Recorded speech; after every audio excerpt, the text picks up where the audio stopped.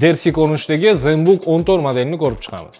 Bu nimaga derski? Sababi, birinchidan xarakteristikasi juda ham kuchli. Ryzen 7 AI, ya'ni искусственный intellekt bilan ishlab, поддержка qiladigan protsessor qo'yilgan.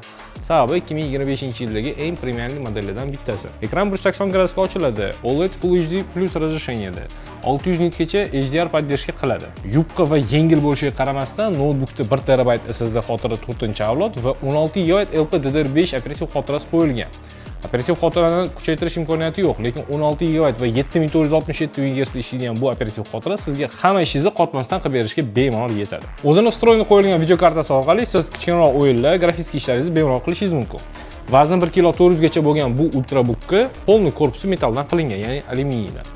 Akkumulyator 75 Wh. Bu sizga kun davomida produktiv bu noutbukni ishlatish uchun yordam beradi. Xullas, bu premium kachestadagi hamma funksionallarga ega bo'lgan, Type-C dan zaryadka oladigan va Type-C portlari bor va standartli hamma portlarni поддержка qiladigan premium ultrabook.